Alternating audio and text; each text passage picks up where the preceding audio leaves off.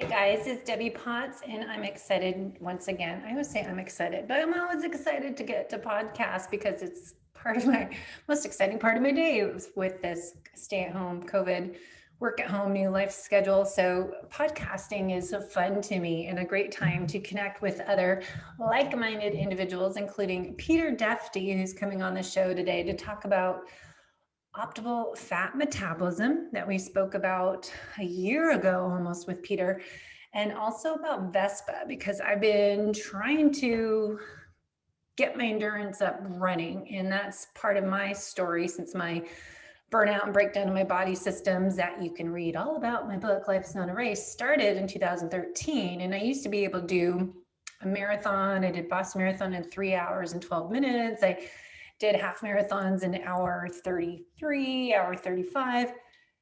Ever since my body burned out, my adrenal exhaustion started back then, 8 years ago now, I have not been able to run fast again. So not blaming the aging process at all.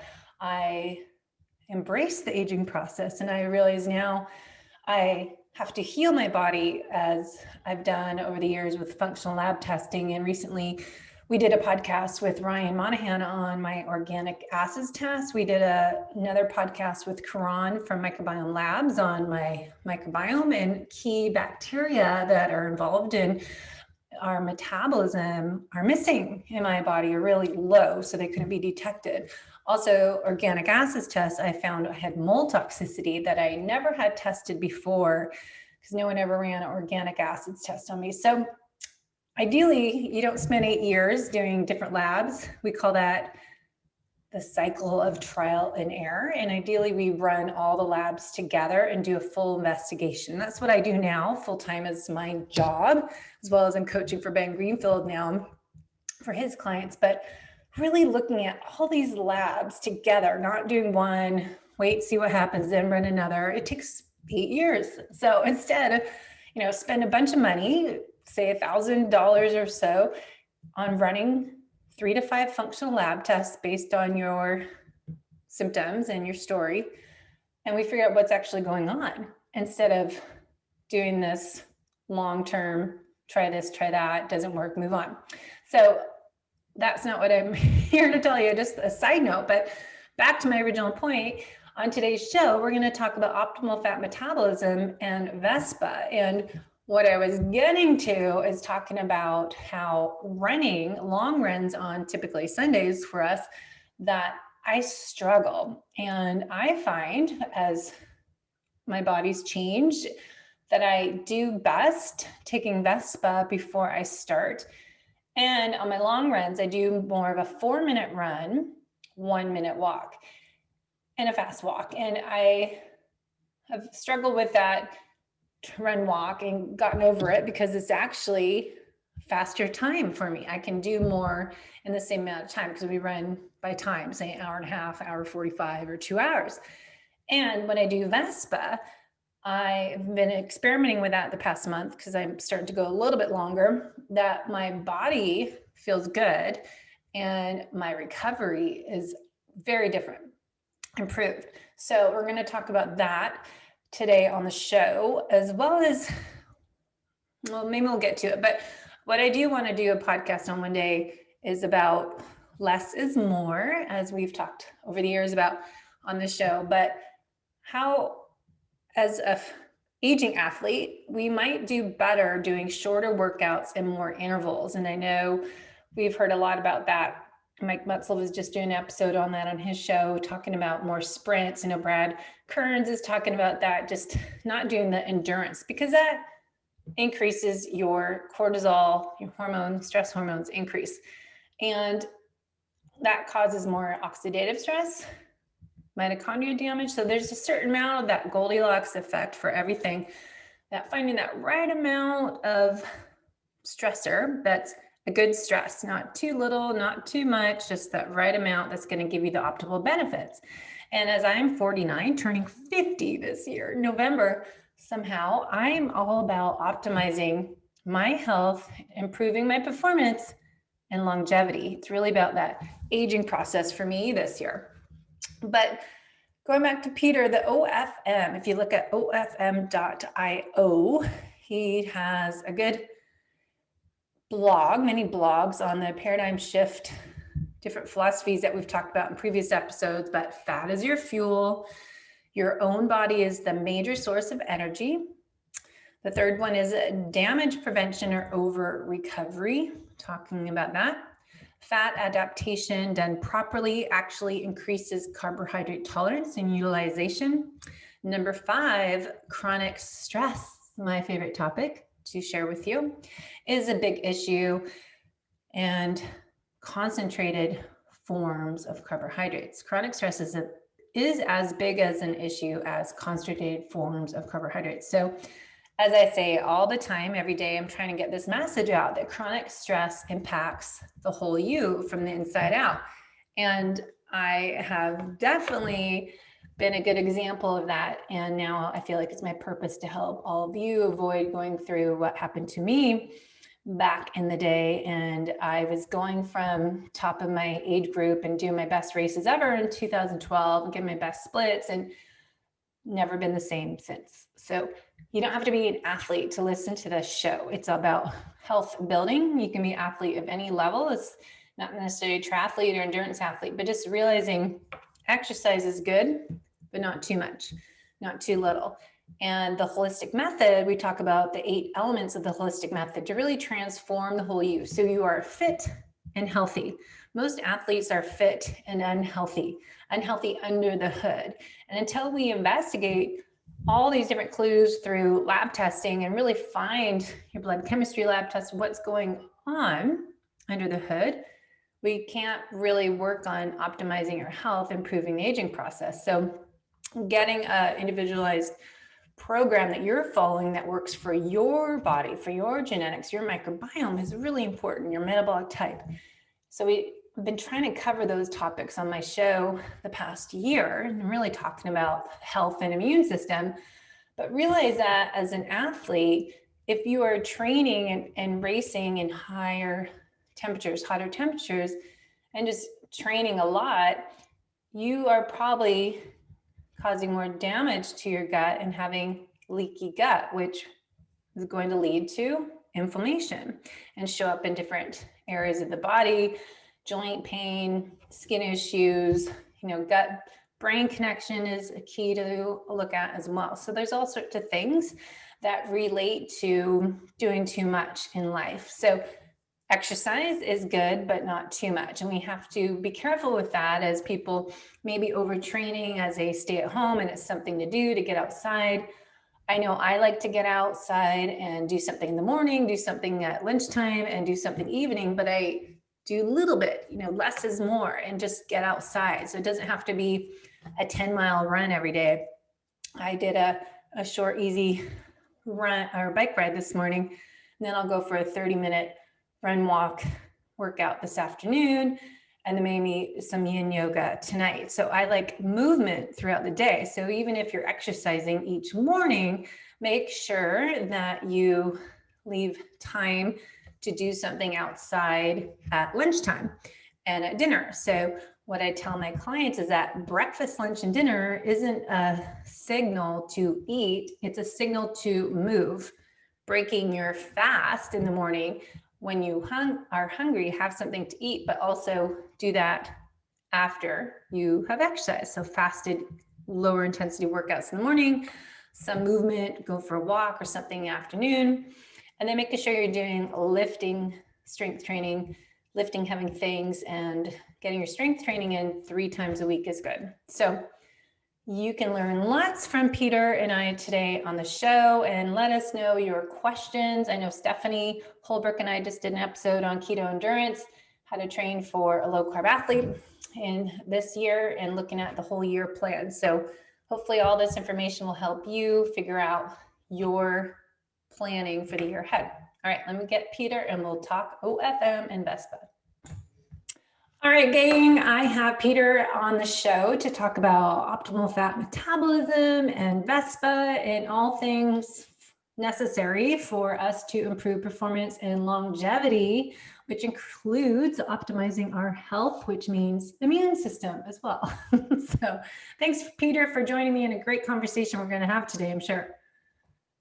Yeah, great to get up with you again, Debbie, because I know we're on the same page about our thinking about a lot of things. And as I was telling you earlier, the current situation with COVID is nothing but a wake up call, and the majority of people out there are listening to the wrong message. And it's not a bad message. I mean, yes, we've got to kind of control the spread, not so much that not so much to stop the fact that it kind of needs to go through the population at this point, because it was so badly botched from the beginning in China to coming to the Americas, that um, I think that a lot of people within the health community, these experts already know that, but they can't publicly say it.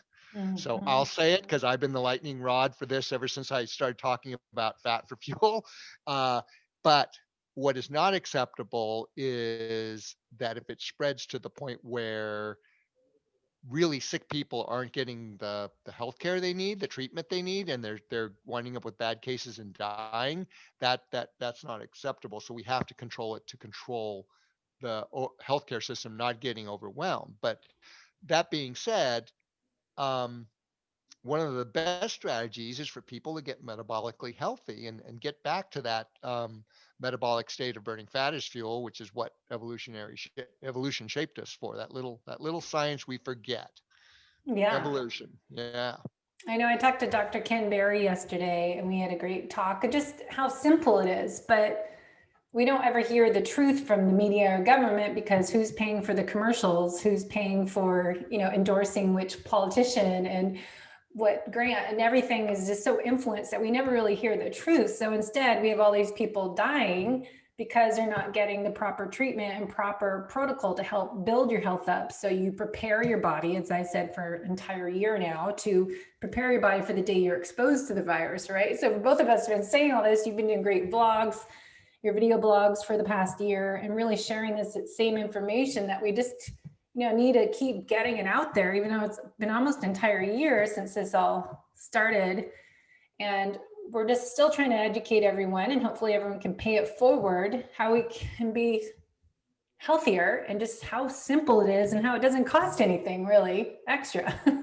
Yeah, yeah, and it's all about that metabolic fitness of metabolic health, because as I tell people, because you hear these things, well, oh, this person was an athlete or this child was healthy, and Yeah. you look at him, it's like not, or if you knew that athlete, you knew he was on a high carb diet. And it's pretty clear in the emerging research on COVID, and also in just the basic physiology of virus, uh, how a virus develops in a person and replicates, that it's a glycolytic process, and basically virus RNA hijacks your cells and metabolizes glycolytically. So the more prone you are to that, your cells are more disposed to glycolytic metabolism. The more they hijack it, the more oxidative stress you're creating, and that's why these things go bad. And now the research is saying, oh, if you're really well fat adapted or on a ketogenic diet, um, it really attenuates that replication. But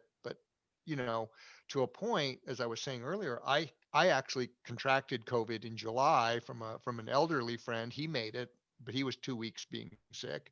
But I was helping him out, and I contracted it, and I felt like my body was fighting off something for 4 days. And on the fifth day, I felt so much better. I was like, oh, and I didn't stop working, didn't stop running, didn't stop any activities. And I think that it's important for people to not trivialize the deaths and bad outcomes. We need to be studying that. But when you're looking at the current data suggesting 40% of the population is clinically asymptomatic, and then another 58, 59% is getting sick but getting over it without a bad outcome, we have to balance the death and bad outcomes with the reality that this virus, if you don't have to be like totally fat adapted like Debbie or I or Mike Mutzel or any of these people out here saying this. You just have to be reasonably um, metabolically fit to overcome this. And this disease is not a mystery anymore. I mean, a lot of they're trying to keep it a mystery and keep that fear going, but we know it attacks the elderly and frail who are metabolically compromised. We know it attacks people who are obese or who have type 2 diabetes or other metabolic conditions that predispose them.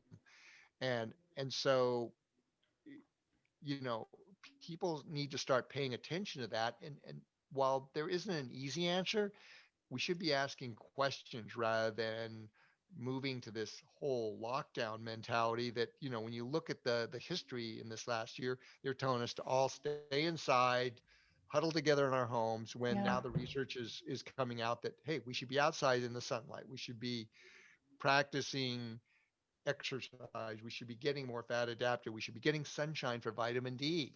I mean, Yeah. these are no brainers. And I really think it should be empowering to us to be able to do what we can do. I mean, whether you're looking at the science or looking at it from a religious, spiritual context, you go back to the serenity prayer, give us the grace to do what we can do and let go of the other things. And people are working on this. You've seen this vaccine come out. The vaccines are an important strategy to getting this under control. I'm not denying that, but the more people who are metabolically healthy and can have a COVID exposure that won't affect them, the more vaccines are available to people who are predisposed. And that's how we're going to be able to beat this. And to a point, one of my clients, she's an ICU doc and a trauma surgeon. I've been coaching her more on her endurance at the COVID ward. Um, and she's been exposed daily to COVID in her work, and she hasn't gotten sick. She hasn't gotten tested because they don't want to test people, because if they test positive, they're out of the system and they need these doctors, right? Mm-hmm. And and she decided she wasn't going to get the vaccine because she didn't need it. So there's a perfect example of somebody who's super metabolically fit. And even on top of that, in November, right before Thanksgiving, she ran her first 50-mile ultra. Now she's completed a couple Ironmans several years earlier, but she completed a 50-mile trail race, the JFK, and I ran with her because if you looked at her training, you would have said she would have never finished because of her COVID schedule, she had basically little to Yeah. no training leading up to it, and she was able to complete 50 miles in 12 hours and change. So and she's a big believer in this whole thing, because this metabolic fitness and fat adaptation gives you the flexibility to take on pretty much everything. So let's define that. How would you define metabolic health and metabolic fitness for people that hear those terms, but they're like, I don't really know what it is. Well, like I say, Debbie, I always go back to the fundamental question of what were the evolutionary pressures that shaped us as humans, right? Mm-hmm. And so in a real world context for the listener, you're not having that hunger pang every 2 or 3 hours. You can go do a workout, um, physical activity, and not be famished or wrecked afterwards. Your recovery is not weeks. It might be a day or two of feeling tired, a little bit sore. Um, you're not constantly thinking of food. And of course, for a female, that's different from a male. I mean, males have it easier in this this thing, and as Yes. you know, as a woman, it's a little more complicated, but it's not impossible, right? And Yeah. you can maintain a decent body weight. It's never perfect, especially for a woman, because like I say, evolutionarily, women are shaped and have evolved to be eating and saving Reproduce. for two. Mm-hmm. Yeah, you're eating and saving for two.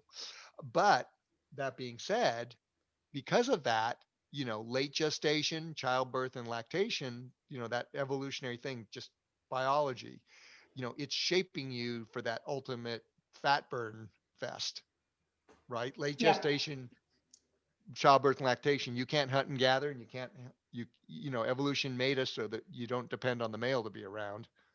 Because True. as I say, in most mammal species, the males go off in their bachelor herds. Yes. Um, so, for a female, it is a default, but getting you there is a big thing. And I think for females, one of the messages I want to have about that this in terms of what you're asking is your stress levels.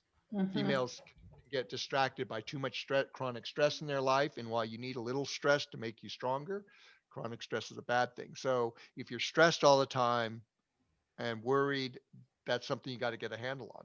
So That's, these are this kind of real world signs I would yeah. talk about to people in terms of assessing where they are. I mean, that's what I do as a health fitness coach now is focusing on people's external chronic sources of stress and then identifying their hidden internal sources of chronic stress that are impacting their hormones, their immune system, digestion, detoxification, your energy, and your neurotransmitter production.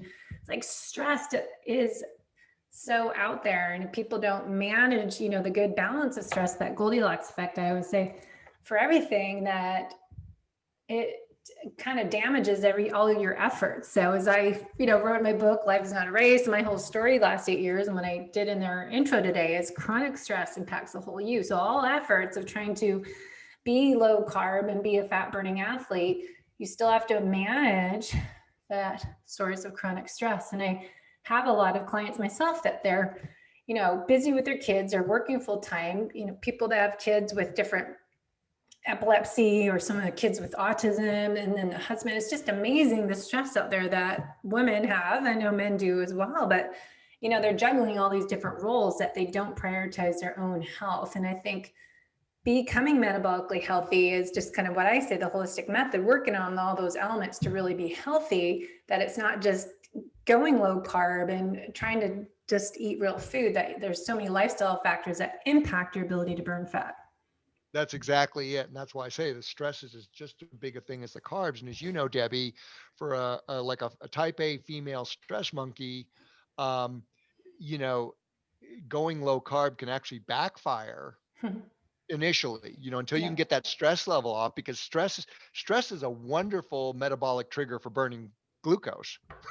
you Yeah, know, it is totally. but but in order to really fat adapt and perform on fat, you've got to get those chronic stressors out of the equation. And one more thing that also I think that is a real world thing, and it's one of the first things we do when we work with athletes, is the snacking is another thing that if you're constantly snacking and feel like you need to eat, that's a big that's another big thing you want to kind of work towards moving away from, to 3 meals a day, and then maybe two, and then maybe one with a light meal, depending on your training load. Snacking is just insidious because of that disruption of the hormonal balance between insulin, ghrelin, and leptin. Hmm. you know So what's interesting is what you're saying is really the virus, the outcome of the virus when you get it depends if you're a fat burner or a carb burner. A Essentially, little yes. bit. Yeah, no, essentially that, if you looked at that vlog I did, Getting Ahead of the Curve, and I cited the Mm. literature, um, it's huge. And again, vitamin D is one of those elements that, um, we use to get people to perform on fat, because I've seen with athletes, if the standard medical reference range is 30 to 100 nanograms per deciliter. So let's just use the numbers. I won't go into the units, but 30 to 100. I've found that for a fat adapted athlete, anything below 50 is Yeah. suboptimal. That's what As I've soon heard as they too. get, 50, yeah, 60, even to 80. I like to see them between 70 and 90 Yeah. actually. They're really doing well, but 50 is sort of like a threshold I've seen constantly. So, another thing, of course, you can't tell unless you get a blood test, but are you getting enough sun? And that's another murky middle thing, because if you're a carb burner, getting too much sun can be really bad for you. And that's where the whole, you know, this whole thing of people not exposing themselves to the sun, you look at the confluence of events that cause the variables to come together. You have people going away from, high fat diets to low fat and not saturated fats, and not eating red meat and the organ meat. And so their nutrition was down. So then all of a sudden their skin cell health was bad. So that if they got exposed to sun, that fatty acid compositional profile of the cells became bad. So they were subject, those cells were getting burned and mutating, and you'd get skin cancer, right? But when Mm-hmm. you get somebody that's well fat adapted, the sun, and they're sweating, to cool those cells. You don't get that damage. You get the sun, you get the UVB, you start developing the vitamin D. I don't use sunscreen, and I'm in the Mhm. sun all the time. And you know me, I run almost 80-90% of the time with no shirt on, and Yeah. my skin is fantastic. But that's what people need to But remember. You run with your shirt off. I think a lot of people say, "Oh, people in California, they're getting so many people are getting the virus, so much for the vitamin D theory." But I want to say, okay, you need to have your skin exposed to the sun. So, like at 60 degrees here, people put their long pants and long shirts on and jackets. Their skin's well, not and exposed. yeah, and I love whenever I go out trail running, the majority of Asian females are like totally covered up. Yeah. And I wonder about all these weird things. Like one of my musings, just to humor the crowd, is I wonder, like in places like Afghanistan or Iraq, where the women are all covered up, they're these young men they're bearing are very manipulable because they're born with low vitamin D, which lead the correlation of anxiety, depression, Mm, all those psychological things are tied to vitamin D, and it's like, yeah. but I digress. I'm going off on a tangent, but once again, we humans are moving ourselves so far away from those evolutionary pressures that shaped us. People with lighter skin that live in these northern latitudes. You look at the Russians, the Finns. When it's summer, they're out getting as much as they can. Yeah. And so it's just kind of interesting. So yeah, vitamin D, snacking, those are other factors that are key. And if you're doing blood tests, get your vitamin D. You have to ask for these things. You need to get your vitamin D checked. You need to get your fasting insulin checked. Those are I simple, know. easy No one does markers. that. Nobody It's does those funny. as standard parts of a standard panel. You know, cortisol tests. I don't think anybody needs a cortisol test because you know already whether you're a chronic stress monkey or not, Yeah. right? Yeah. You know, Metabolic chaos for that's only sure. yeah. So anyway, those are the real world sort of things to look for that anybody that's a listener can look for in their daily life. Well, chronic Take some stress, reflection. Yeah, take people some reflection. exercising. Go ahead. Yeah, it takes some reflection. It takes some self effort. I think the wonderful thing about you and I, Debbie, is we're trying to teach people to do this on their own, to think. And a lot of people, because of the convenience, they want to be told what to do. And that's another thing. We believe in you guys. You guys have a brain. That's like I say to people, your brain is your most powerful muscle. Use it for your good. Yeah.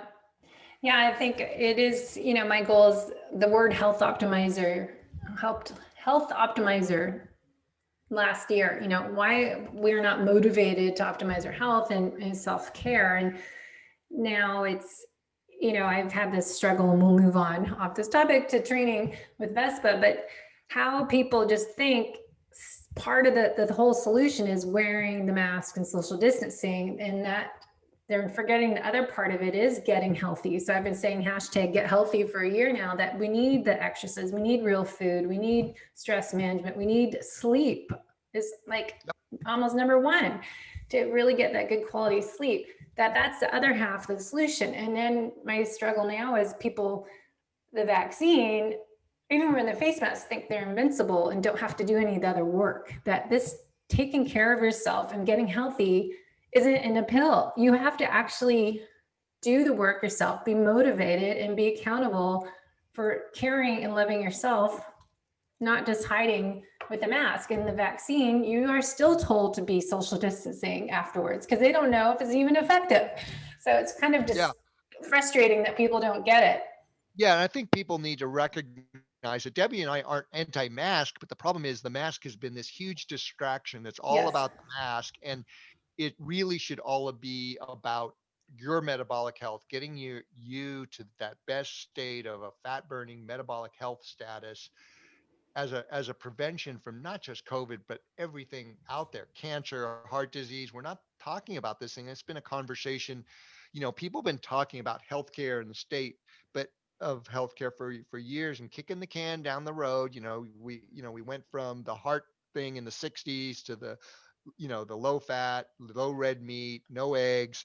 And then all of a sudden we got this type 2 diabetes, obesity thing. And now we're talking about that. And, we're just talking about diet. We're not, most people go to diet and exercise, right? The diet and exercise pill. But, as you and I both advocate, it's like, why does everybody just go the diet? Nobody's saying the diet isn't important. It is important. Nobody says training isn't important. It Yeah. is important, but we compartmentalize these things rather than put them in this whole individualized matrix that needs to happen. But the problem is, and I'll say it here, the problem is there's no money in it.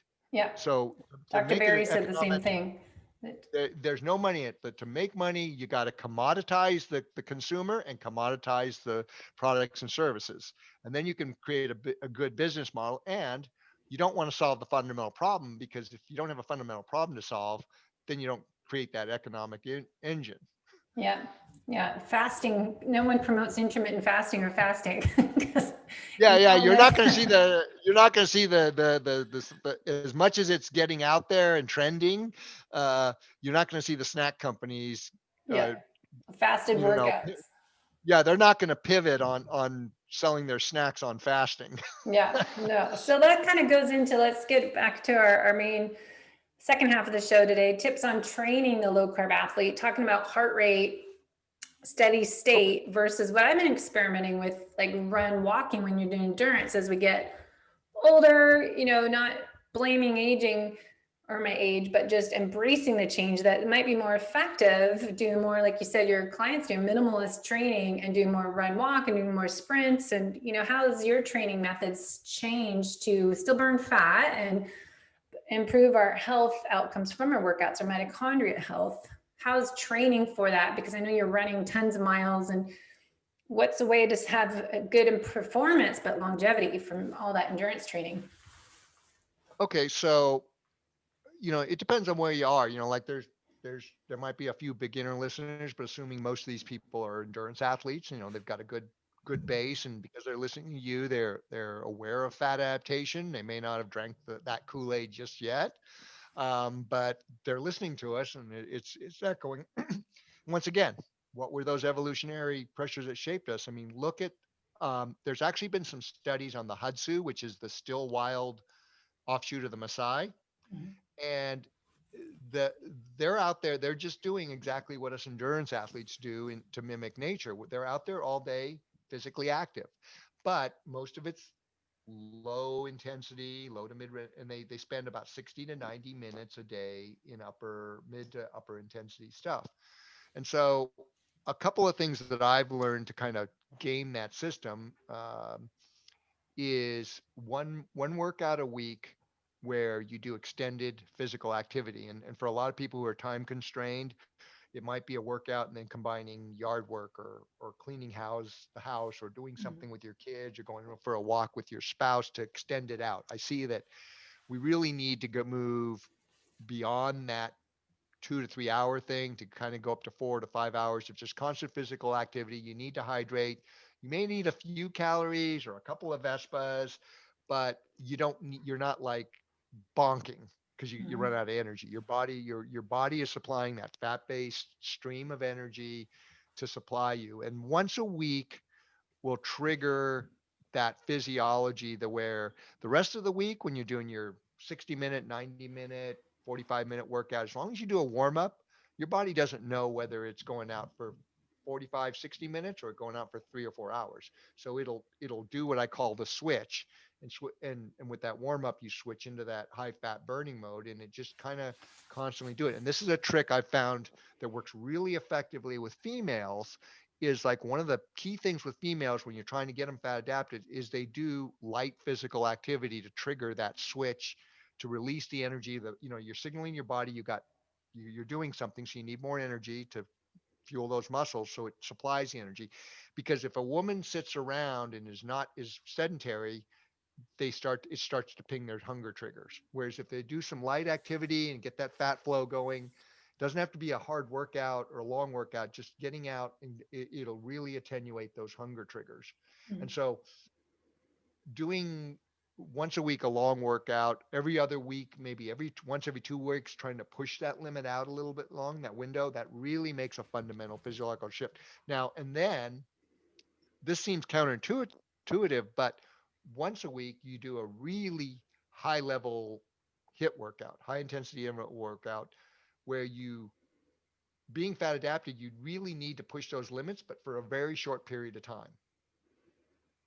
Yeah, So 20 seconds, 30 seconds, or 20 seconds if you're a runner on flat ground. If you're doing hill repeats, it's 8 to 12 seconds. If you're a runner on flat ground, 15 to 20 seconds, but with a big full recovery. So, I have a workout, one of our signature OFM workouts is what I call the 2060, where you do 20 minutes, 20 seconds on with 60 seconds of full recovery. So that, and with that 20 seconds, you take the first 5 to 7 seconds to kind of accelerate. So you're not just going 0 to 60 at once. You're accelerating into it, and then you're holding it for, you know, 15 to 17 seconds at full out pace, and then taking that full 60 seconds to recover to get all that CO2 out, and then get all the dog alert.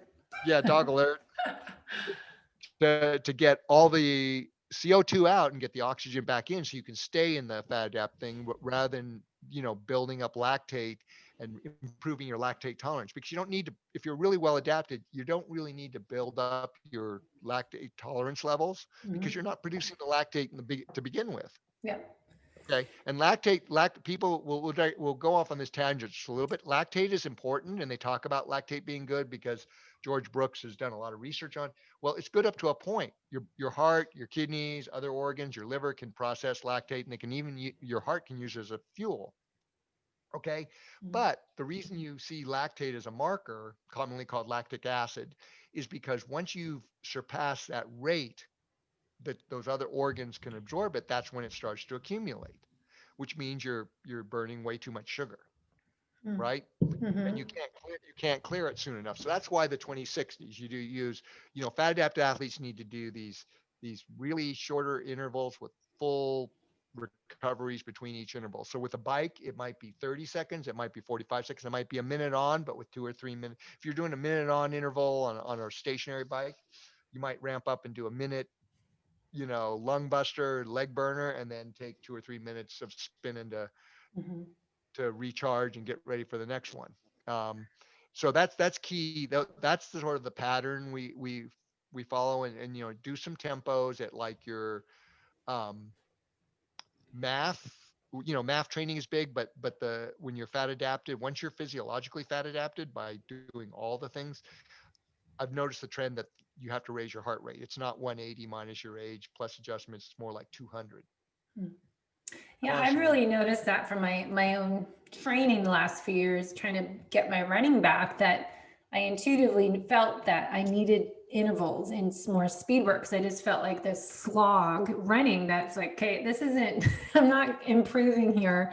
And I've done endurance training for, let's see, uh 20 years, 20, wait, yeah, 25 years almost. So it's I think as you get older too, you need shorter workouts and you need more intervals and strength training to help get faster and improve the aging process and not damage yourself by overtraining. Well, well, and that's it. And that's the big thing about fat adaptation. I did a vlog recently about this, and with your telomeres.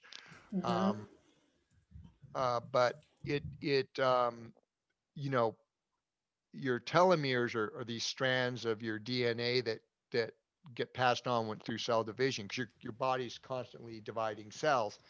And as we age, that process slows down, and the more oxidative stress there is, the more chance of those telomeres shortening, which is what you know accelerates that aging process. And what we've seen, um, with the athletes I've worked with, is they're saying they feel decades younger and they look decades younger because you're shortening that thing. And again, when I was talking about vitamin D, if you're giving your cells those building blocks of, you know, really stable fats like saturated fats, along with the MUFAs and the PUFAs, like your body and your cells are able to metabolize that fat. It's making for robust cells that don't don't have the level of oxidative stress because they're not burning glucose, but also when they do burn glucose, because you need a little bit of that once in a while to trigger everything, Mm. the adaptation, the hormesis, it can take it. And not only can it take it, but it can use the hormesis of a little bit of glycolytic burn to get stronger and more robust.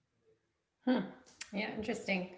So Yeah. that kind of goes with the next question on improve the mitochondria and tie in how VESPA works into our training and talking about what even is VESPA, but how that improves our performance and longevity by taking VESPA. So let's kind of Okay. dive So into yeah, that topic.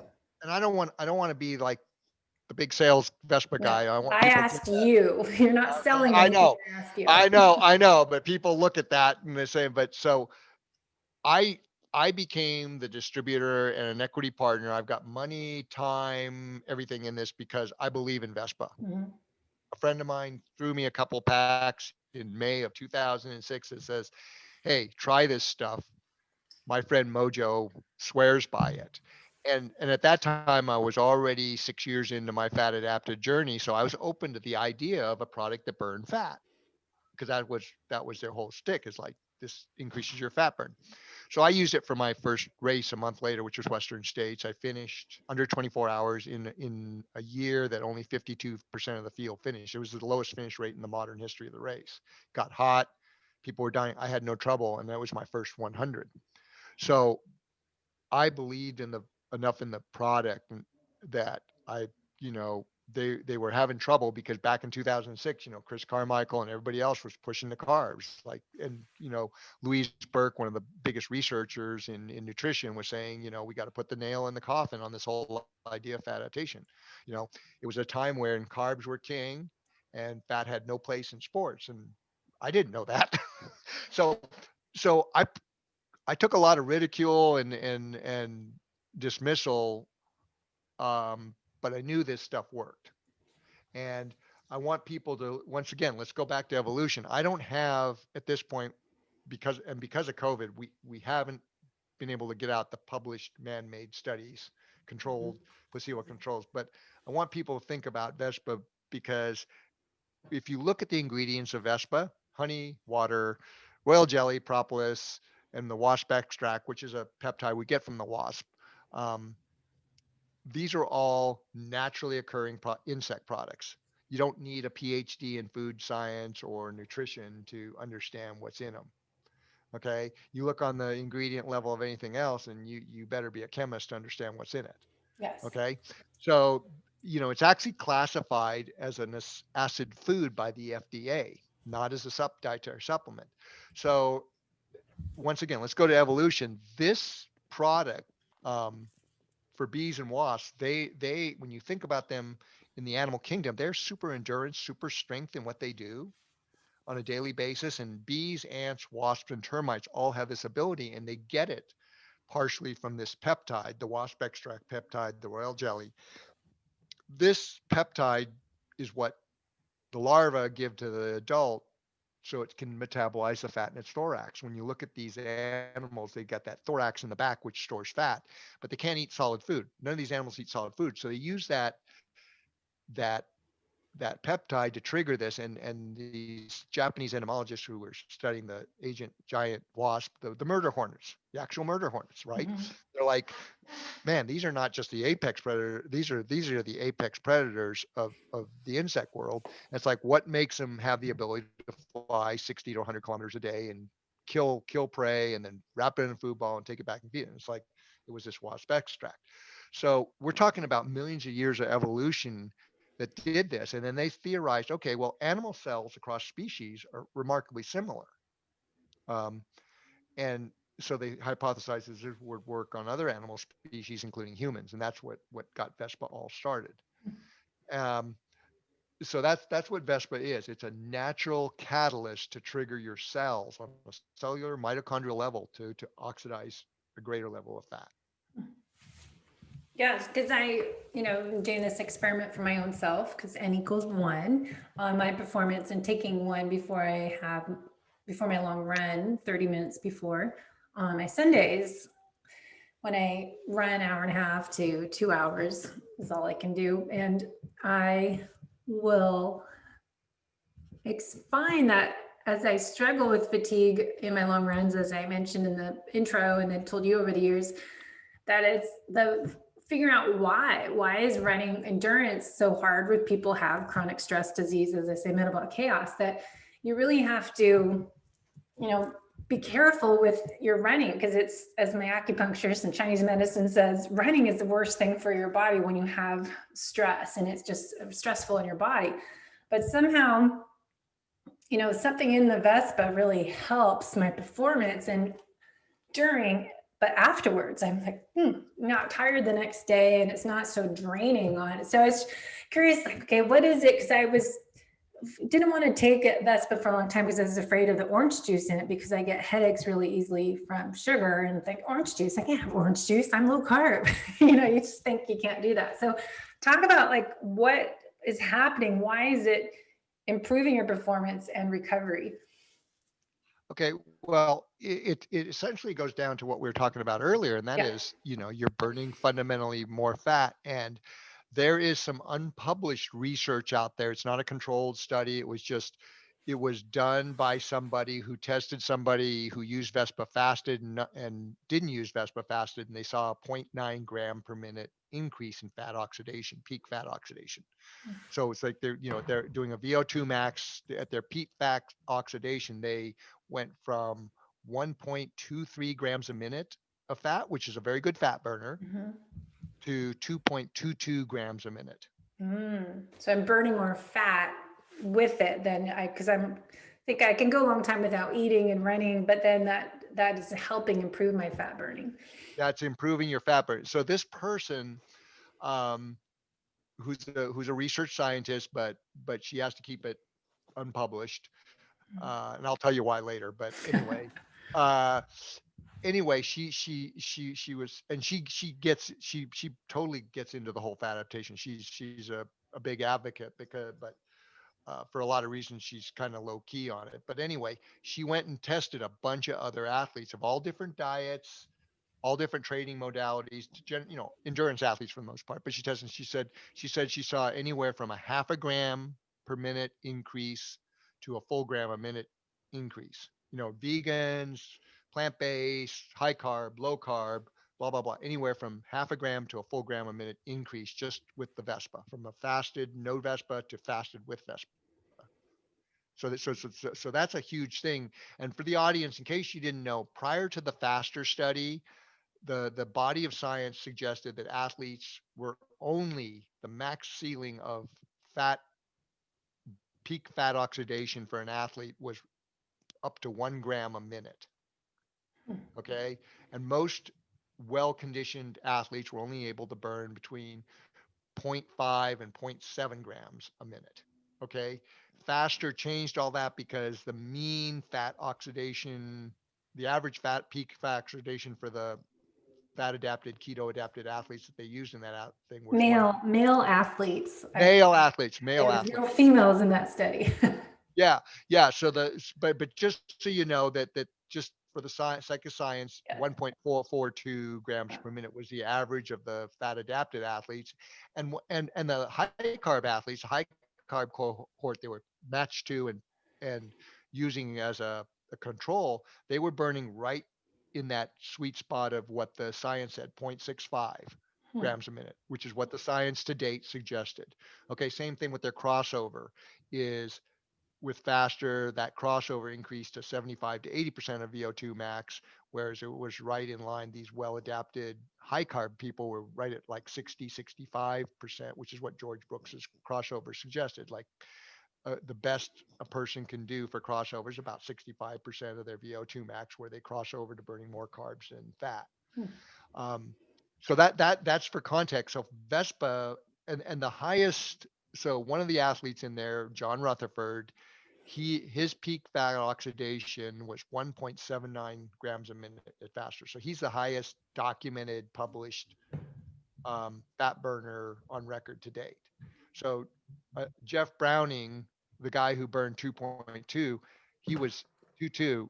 That's not published, but he was burning. Jeff Browning has a pretty good following in the ultra running world. You can look him up. He was burning over 2 grams a minute. Wow. So that's how much the Vespa's helping. And to a point, John Rutherford, before even Jeff did that test, he and I were talking about how we thought we could get it up to well into 2 grams a minute on the Vespa. And I ran with him a couple of weeks ago, and he's like, "Oh man, this is like cheating," because he hadn't used Vespa in a while because he's a foreign service officer, and he's been stuck in Belgrade, Serbia, and they aren't providing any mail service of Oh, goods because of the COVID, and he just came over for a month for vacation. It was his first trip to the States in like a year with his family, and you know we went for a run about 2 or 3 weeks ago, and I gave him some Vespa and left him with a couple boxes because he's one of my guinea pigs, and he's yeah. just like, oh man, I don't know why I never go off this. But so to that point, it reminds me, I always feel like myself and a lot of people think that they do these fasted workouts and then they get done like, oh, I could do, 100-mile bike ride and I eat nothing but water and salt and I can go run 3 hours and I don't need anything. But my point I always want to make is, all right, could we have performed better? Yes, I can go for a long bike ride and not have anything or a long run, but could I have performed better, faster pace, stronger, and burn more fat and less carbs and have better recovery and less stress on my cells, creating oxidative stress? And I think so many people are so type A driven, ambitious that we work with, and myself included, that we think, more is better. I can go fasted, go longer, and not be afraid to have a little something. Oh, break my fast. I'm not really fasted. They have that fear. Yeah, no, and I'll give a couple things. People have to think about what's the context and the goal. Yeah. Okay, if your workout is to just go long and try to burn as much of your internal fat, you kind of want to dial it back a little bit and stay hydrated and take in minimal calories. If you're racing, my rule for racing is use whatever you want, whatever's available, whatever you like, and whatever works, and use as much or a little of it as you need to go fast, and that's kind of it. Now, once again, like you said on this perfection thing, we get these hard, fast human rules, and it doesn't work that way. The physiology, and I want to make a very important point for your listeners with all this intermittent fasting, and intermittent fasting just sort of happens when you're fat adapted, Yeah. right? Unintentional. Right. Yeah, it's an unintentional byproduct. So all this stuff about intermittent fasting and the times to do it and feeding windows, forget about it. Forget about the stress of it. It just Yeah. happens. But to add to that, especially for women, don't be afraid to stay hydrated, salt and water and electrolytes. But if you need a Vespa or some broth to attenuate that fast, you don't want to get to the point where you're thinking, oh, I got to fast for 18 hours and you got 2 hours to go and all of a sudden you're starving. Because once you get that hunger trigger hit, you've already broken one of the goals of the fast. Because you're physiologically, if you're Fat thinking about adapted. food and you're like, if you're trying to fat adapt and improve your fat adaptation, you need to stay like doing broth. You don't have to do full on bone broth, but just the cheap chicken stock with lots of sodium in there. The calories are trivial. Vespa has 19 calories on it. The calories are trivial, and you want to be unstressed in terms of hunger during your fast, because that has more of an impact on the benefits of fasting than trying to go a number like 20 hours, and then the last 4 hours you're like wiggling around and thinking about food, because once you start thinking about food and what you're going to eat after, physiologically your body wants to store everything it can get, and turn your metabolism down so it doesn't release calories, because you're already in that starvation mode, Mhm. right? You want to be relaxed so your body will let the fat flow from your body and keep going. So attenuate the fast with things like Vespa, broth, V8 juice, V8 tomato Hmm. juice, or V8 full I of forgot about electrolytes. that. Yeah. I used to like that. Yeah. No, before a run and after a run, that's what I always have, because it just stabilizes you. And then you have some V8 after a run or a workout, especially down where you are, where it's hot, and you have some water, get your hydration right, and then decide if you're hungry or not. I don't A remember lot. V8 next time when we're riding in the summer and it was like 97 degrees and we're riding in Temecula in the mountains. V8 would have been really good. Yeah. Chilled V8, but the thing is it's trivial calories. It's like the little Yeah. tiny cans are like 31 calories, and a big full 12-ounce can is like 60 calories. It's not, and it's low. It's not high glycemic calories. So it's gonna keep you totally hydrated and and attenuate that hunger trigger without breaking the physiology of the fast. You just people who are trying to hit this window of time and then they're struggling for the last couple hours, they've already failed. You see what I'm saying? Yeah. Because now their body wants to go into, ooh, I got to save all the Starvation. calories. Yeah, I want to store all the calories I can get. I want to release as little as possible, and that's the big fail. Your So that's what stress. It's a stress now.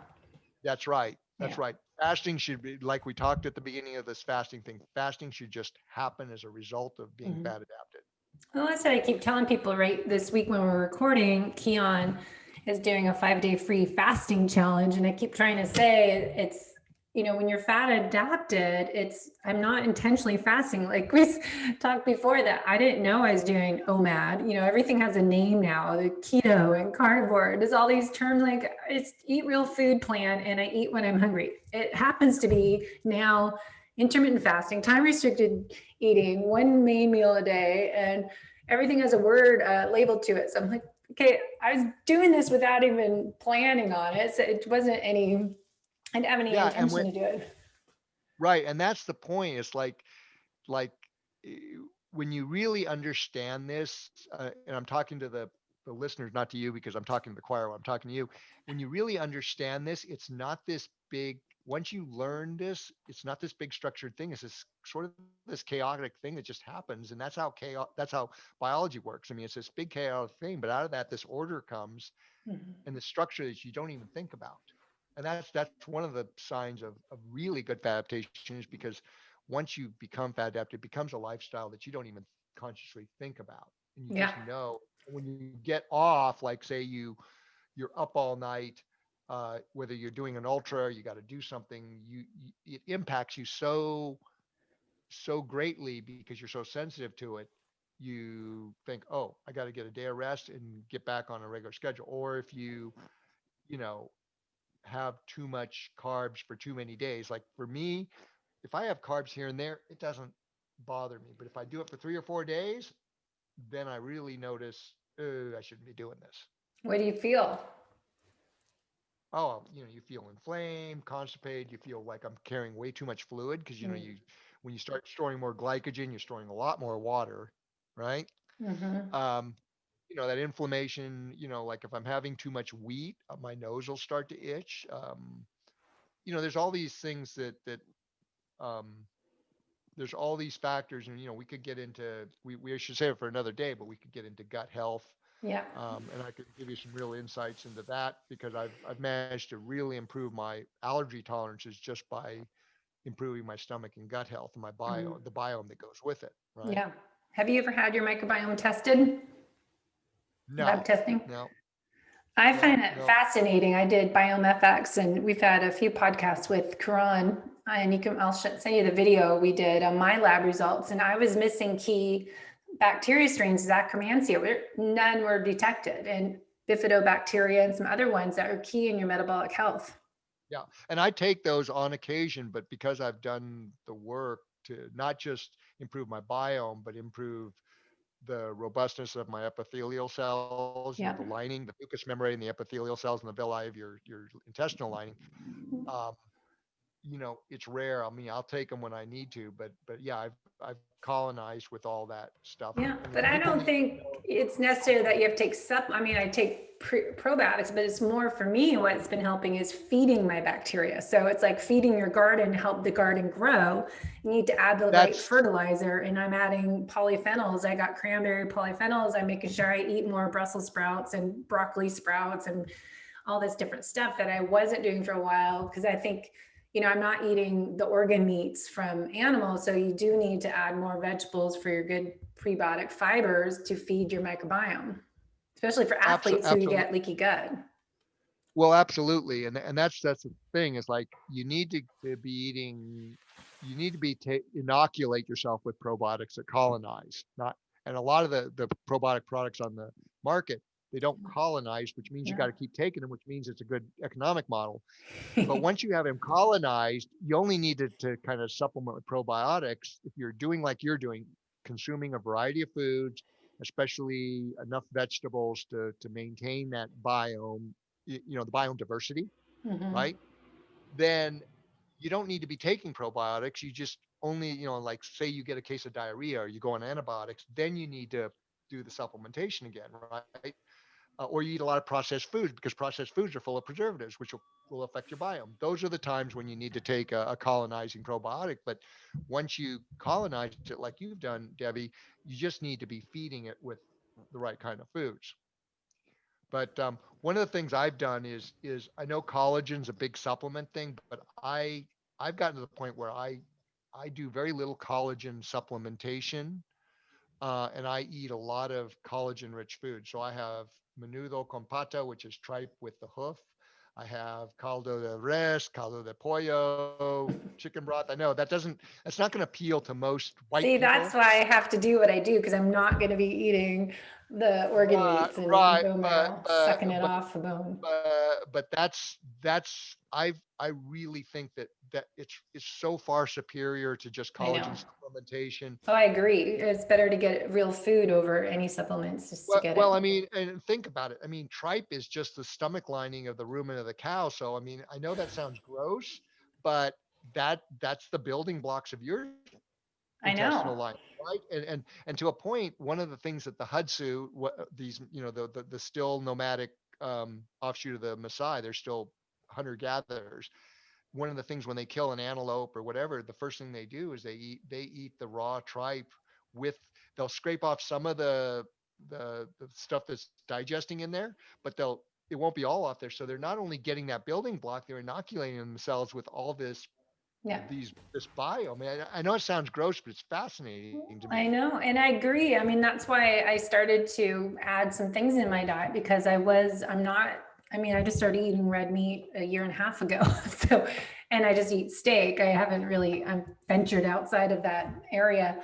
But I think that's where it's important to people. And I'm in this whole different topic, another show talking about the microbiome, but just people being carnivore and not doing any fibrous vegetables have to do the nose to tail, I think, and eat Yeah, the organ meat because that's where you're absolutely. getting the fiber you need for your large intestine and then the amino acids you need for your small intestine. I read Joel Yeah, Green yeah, has a great you're book.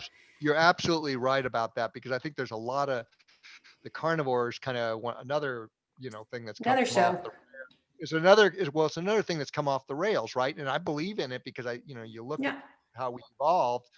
it makes That's sense. really kind of, but we should be you can't be talking about eating 2 to 4 pounds of muscle meat every day and just paying lip service to the organ meat and the skin and connective tissue. You need to be more like I'm really big on the gelatin collagen side of things Yeah. now. And organ meat is so nutritious, you need very little of it. And muscle meat is so nutritious, you need very little of it. I mean, Yes. it's, like people don't realize collagen, gelatin is essentially 33% of our protein structure in our bodies. Hmm. And so people don't get enough of that. So So the last minute, because then I have to get to a webinar on organic acids test, but the recovery repair from endurance training, I mean, we're just talking about the foods you're eating. That's number one thing right there is having bone broth or having the collagen from food and having that for recovery repair. What are some 3 things that you do that we have talked about for improving recovery and repair from all your endurance training? okay, so the big thing that I stress is let's instead of recovery, let's reframe the recovery. Recovery, if you're preventing the oxidative stress, Yeah. right, and the lactate load in the first place by being fat adapted, you don't have as much to recover from. Okay. Yeah. And here's the thing with recovery, and this is what everybody who's fat adapted and using Vespa notices: the recovery is insane.